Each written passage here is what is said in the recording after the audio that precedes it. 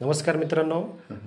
आज माझ्यासोबत आहेत एक रिटायर शिक्षक ज्यांचं वय आज 84 आहे. आज कामारी इथे दवाखान्यात आले होते. आपली सहज नियमित तपासणी करतात, BP शुगर वगैरे करायला महिन्यातून एखाद्या वेळेस येत असतात. आज बोलता बोलता त्यांच्याकडे लक्ष गेलं आणि त्यांच्या हातातली घडी बघितली. जी घडी लहानपणी मी अशी घडी एकदा वापरली होती. मी सहज विचारलं की या घडीला किती वर्ष झाली, तर त्यांनी सांगितलं जवळपास 30 वर्ष झालं, 30-35 वर्ष झाली त्यांच्याकडे ती घडी आहे. म्हणजे किती जुन्या माणसांना त्या वस्तू किती जपून वागण्याची सवय होती हे आज त्यांच्याकडून दिसून येतं. आणि रिटायर शिक्षक, आजचे जे काही रिटायर शिक्षक आहेत ज्यांचं वय 70-75 किंवा 80च्या वर आहे, हे शिक्षक वृंद आपल्या या देशाला घडवण्यासाठी मोठं मोलाचं योगदान अशा शिक्षकाकडून आहे. कारण ग्रामीण भागात, खेड्यात प्राथमिक शिक्षण देऊन यांनी आपल्या देशाला घडवण्याचं खूप मोठं योगदान या शिक्षकांना आहे. आज त्यांचं मुद्दा म्हणून थोडंसं त्यांच्यासंग मुलाखत घेऊन त्यांना विचारावं असं वाटलं की पूर्वीला शिक्षण पद्धती कशी होती, विद्यार्थी कसे होते आणि शिक्षकांना जो काही समाजात किंवा गावात जो काही मान सन्मान वागणूक देत होते याबाबतही त्यांच्याशी चर्चा केली.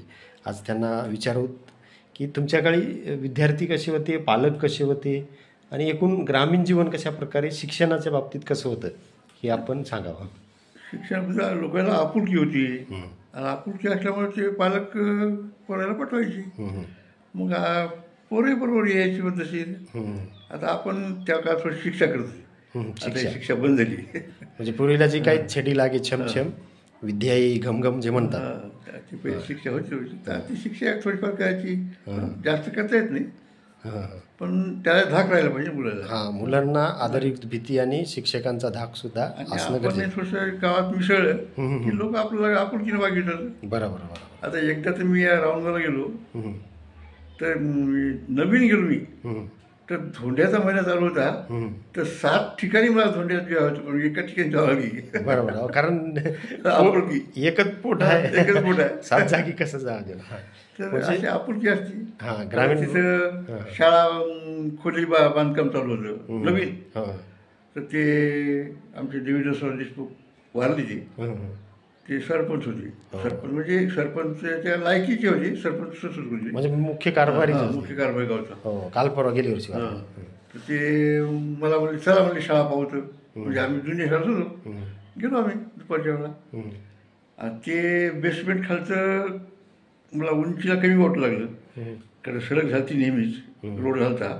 त्या रोडपेक्षा उंचीला कमी वाटलं.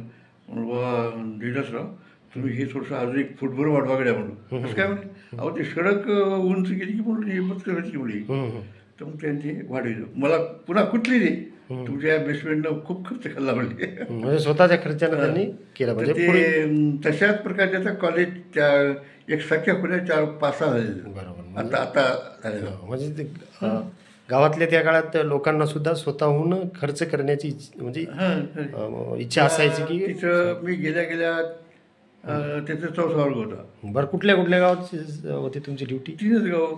रावणगाव सुरुवात, हिमायतनगर 4-5 वर्ष, कामारी 12 वर्ष, पुन्हा रावणगावच.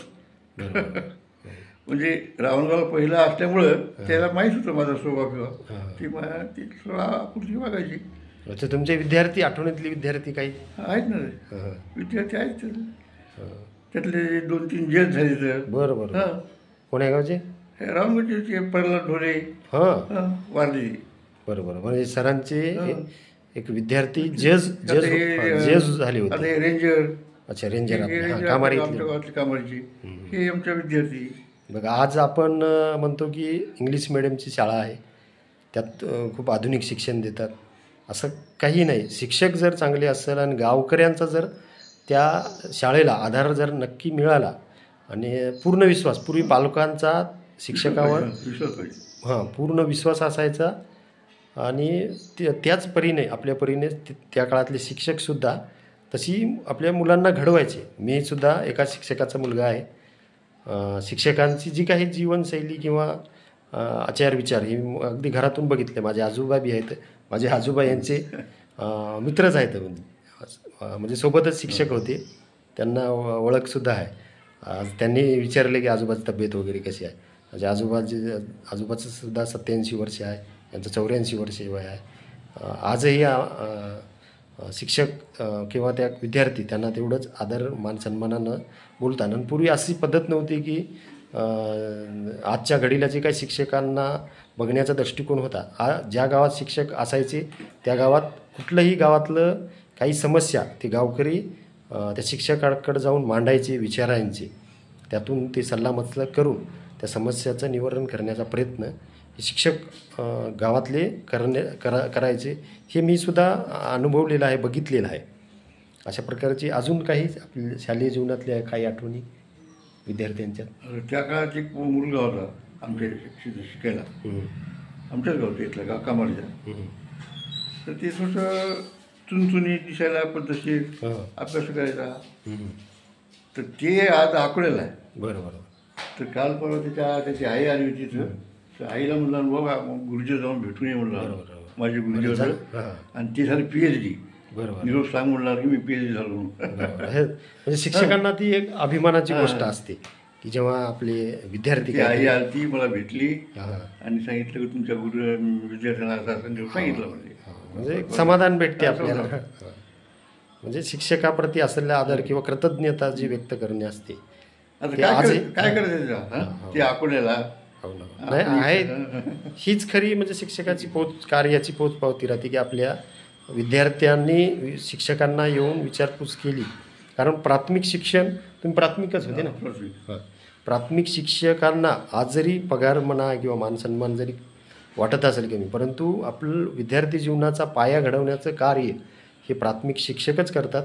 तिथूनच त्या विद्यार्थ्याची जडणघडण मुख्य पायाभरणी होत असल्यामुळे पुढचे जे काही मोठे यश गाठलेलं असते किंवा शिखर ज्याला म्हणतो आपण, एखाद्या नोकरीत म्हणा किंवा व्यवसायात म्हणा किंवा इतर कुठल्याही कार्यात यशस्वी होतात, त्याला मुख्य पाया हा प्राथमिक शिक्षक आहेत.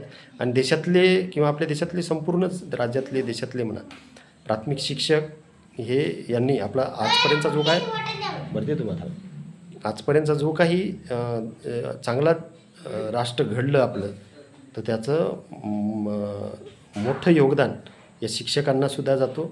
जे की आपण फारसं त्यांच्याकडं गृहीत धरत नाही, परंतु प्रत्यक्षरित्या त्यांना गृहीत घेऊन मी आपल्याला आवाहन करतो की आपले जे काही प्राथमिक शिक्षक आहेत ज्यांनी आपल्याला आठवतात. पहिली दुसरीचे जरी विद्यार्थी जरी आठवले नसते, शिक्षक जरी नाही आठवले तरी ज्या काळातले आपल्याला आठवतात, लक्षात राहिलेले असतात, त्या शिक्षकांची नक्की आपण एकदा भेट घ्या, त्यांची विचारपूस करा.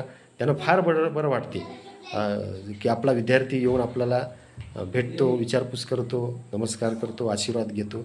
यांना त्यांचं मला वाटते आयुष्यसुद्धा वाढते आणि एक मानसिक समाधानसुद्धा मिळते त्यांना, असं सरांच्या बोलण्यातून दिसून आलं. हो, नमस्कार. अजून काही सर? आता सरांचं वय झालं, बऱ्याच गोष्टी त्यांना आठवत नाही.